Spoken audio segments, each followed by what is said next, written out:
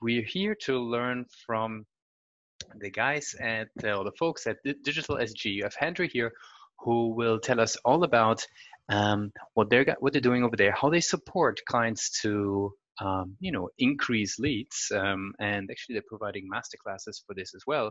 So Henry, pleased to have you on the show. Awesome, thanks for having me. Very good. So tell us about DigitalSG. What is it all about? Sure. So Digital Strategy Group, we basically help agents, other marketing agencies, consultants, and coaches generate a steady, consistent flow of qualified leads for their business. Very good. And what would be sort of the channels that you're supporting them with? We had a lot of agencies on the calls here. Some rely heavily on the online leads that you're creating, and others are more focused on referral business. Like, where do you step in? Yeah, where we focus is a custom funnel for each client. So everything looks different for each client. The channel we use is LinkedIn, email, and we build out custom funnels for them, which allows us to guarantee our service. Very interesting. Very cool. So what I'm curious then is, obviously, since you're helping to generate, a lot of clients for the companies you work with, is it like purely agencies? Is it like even product companies, services companies? Or are you only focused on agencies that you work with? So where we decided to niche down and where we can make the biggest impact is with other marketing agencies, consultants, and coaches. But what we do, it actually works for just about any B2B company. Very good. Okay, that's very good to know. And how would they find you, since you're sort of perfecting the LinkedIn outreach strategy and then the funnels following after that? How do people hear about DigitalSG and get started? Sure. So how they hear about Digital Strategy Group is I perform that service on my own account, also for our sales, our reps, as well as there's other channels that we have, like word of mouth, referrals. People find us through search engines. Very good. Very good. And which role would your website play in that overall strategy? And which role, maybe in general, do the websites play in the funnels that you prepare for your clients? Sure. So the websites, really twofold. One is to validate, to capture leads and to validate the information you have already shared. And then two is to kind of give more information on how you can help them. Gotcha. Very good. Is there, do you think about like how to, increase the leads that are sort of touching base on the website through your outreach approach? Do you sort of go all the way and support the conversions on the website, or this is where you hand over to sort of the marketing, digital design team or whatever? How deep into the funnel basically do you support your clients? Yeah, so really there's two areas to where we help clients. And one is I offer, for a small select group, I offer fractional CMO services. And because what I found is I worked with small businesses, and what I was directing most of them to, what helped them solve a lot of their problems, was to push them towards LinkedIn if they're in a B2B category. And that helped. What that allowed us to do was to get like the sales objections, or just objections that they get on the phone, and push them, handle those within the marketing process on their website. And you send them through a certain funnel. You can show videos, and it's different for each client, but works really well, like master classes and things like that. Very good. What did you find is the thing that people typically do wrong if they already stepped into the LinkedIn outreach arena and try to do things? What is like something that you see again and again that maybe you can, with your experience, already say that doesn't really work on LinkedIn? So where I see a lot of mistakes happen is with messaging and timing, with the messaging, and that's more of a tactical answer to the question. However, more strategically at a business, like a general marketing, like setting up your marketing function, or just as a business in general that helps solve a lot of other problems, is focusing on one problem and one solution. So what I see is, if you solve a problem for everybody and you do everything for everybody, you will be less effective at what you can actually, how you can actually contribute to help them grow. If you're really good at solving this one problem and one solution, it makes it it makes you much more impactful for a lot more people to be able to help them grow. Gotcha. Yeah, since you mentioned that sort of quality of the lead being obviously key to everything, how do you think about lead qualification? Like at which point do you start to qualify? Is that, the lead list that you build? Is that through the messaging that you do? Like how do you think about qualification in the LinkedIn sort of setup? Yeah, so that's more, it's like a cycle that's continually changing based off of the feedback you get on the sales calls. So we get them on the sales calls and, hey, this group may or may not be a good fit, which is why it helps to congruently run 3 different like lists or 3 different campaigns at the same time and continually test against each other. And depending on the stage of where companies are at, do they have one problem or one solution yet, or are we still in the discovery phase trying to figure that out for them? Got you. And maybe one last question on sort of, how you're thinking about it from an operational level. In terms of analytics, like obviously now you have a couple of different maybe platforms, LinkedIn, the website, like how do you think about, tracking and making sense of the data that you're generating? So what I try best to do for other executives, so people running companies, small businesses, owners, people have a business that they're trying to run. What I found that helps the most for them to not be stressed out, overwhelmed, and confused is to give them a KPI scorecard that they can look at, which is usually, from a general sense, how much did I spend and how much did I make? Like, what was my, in general, we're talking about leads. How much did I pay per lead? And we decipher what is qualified and what is not qualified, marketing qualified, lead, sales qualified, lead on kind of on the front end, and we can morph it as we go. But really, how much did I pay per lead?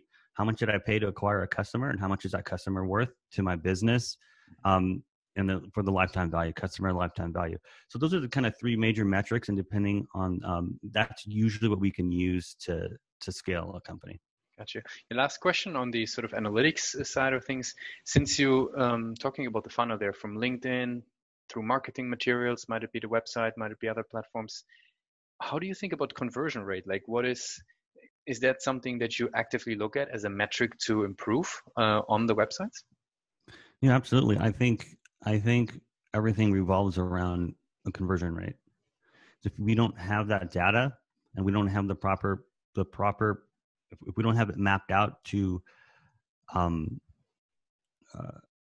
like there's a step in each process that needs to be defined for every business, and you need to know where they're at in the step before they make a purchase.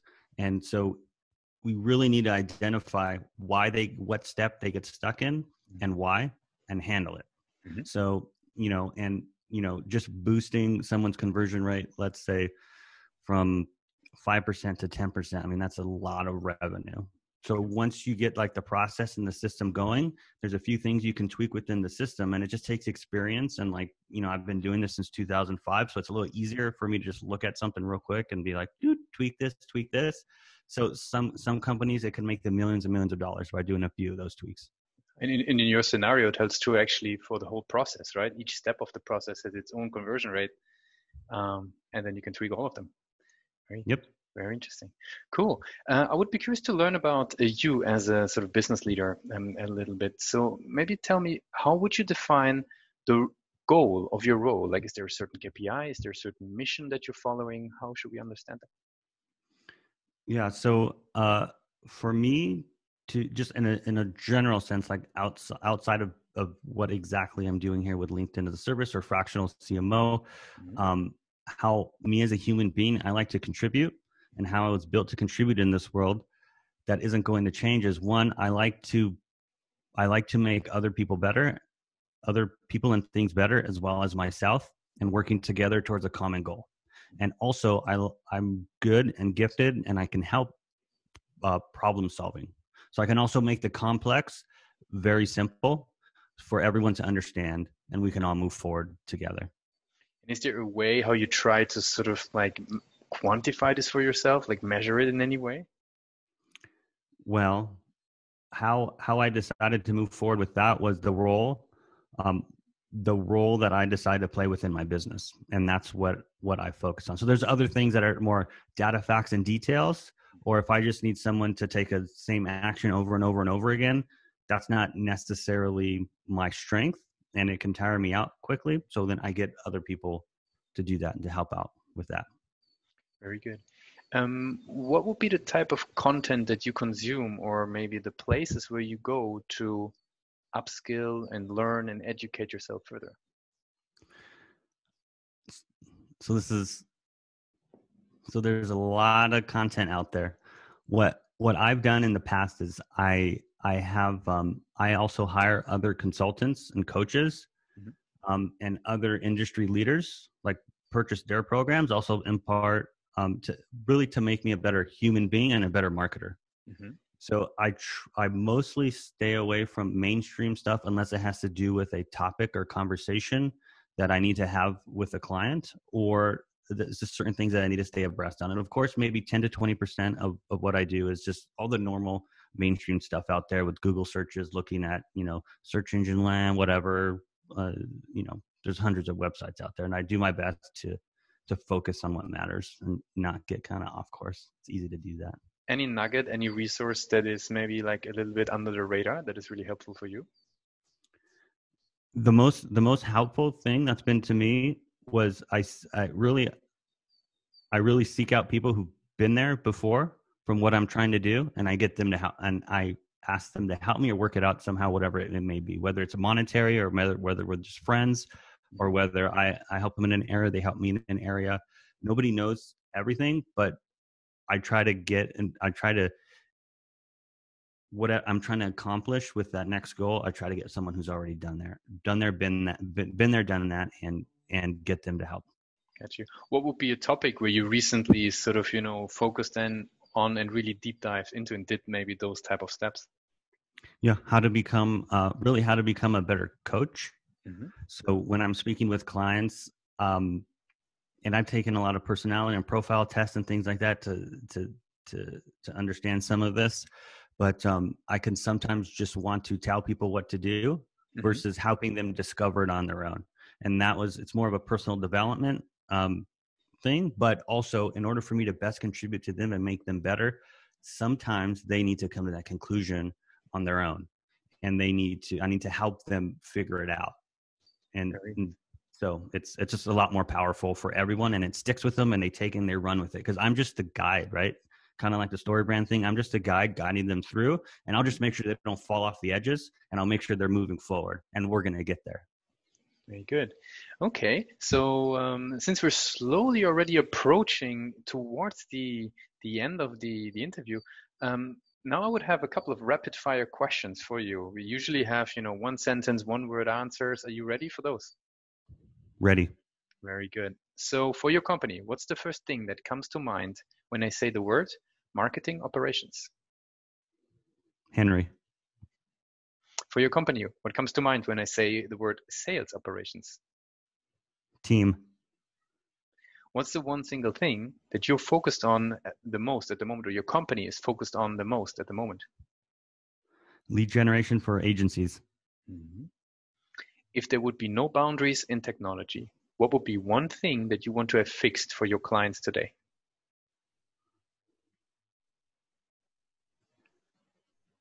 Quality lead generation. What's the last thing that kept you awake at night about your company?